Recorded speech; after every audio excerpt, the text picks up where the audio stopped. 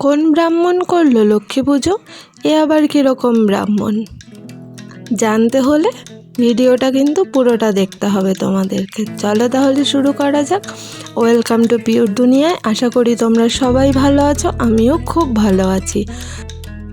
সকাল থেকেই একদম উপোস করে শুরু হয়ে গেছে লক্ষ্মী পুজোর তোড়জোড়। বাড়ির সবাই মিলে করছে, কারণ এবার আর আমি পুজোতে কিছু করতে পারিনি, তাই অন্যরা সবাই কিন্তু উপোস থেকেই করছে।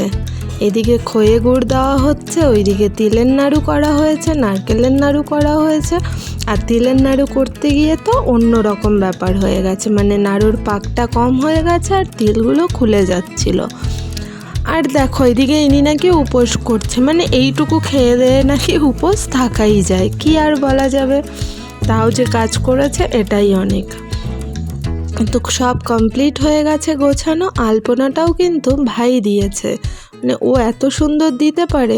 যদিও এবারেরটা খুব একটা ভালো হয়নি, কারণ ওকে অন্য কাজও করতে হয়েছে আর তারপরে আবার ঝটপট করে আলপনাও দিতে হয়েছে।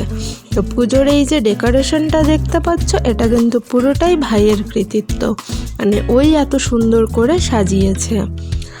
আর হ্যাঁ, যেটা বলছিলাম ভিডিওর শুরুতে, কোন ব্রাহ্মণ করেছে আমাদের পুজো?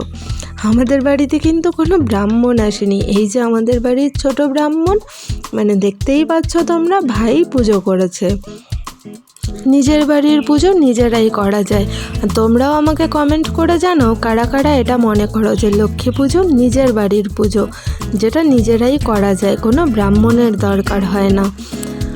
আর হ্যাঁ, পুজো কিন্তু প্রায় কমপ্লিট হয়ে এসছে। তো আমি বললাম পুজোতে কিছু করতে পারিনি, তো কি করব, বাজি এনেছো সেটাই আমি পোড়াই। তো অন্য কোনো বাজি পারিনি, তাই একটু হাতে তারাবাজি আর মশাল নিয়েই আনন্দ করে নিয়েছি পুজোতে। তো সবাই খুব ভালো থেকো, সুস্থ থেকো। চলো টাটা।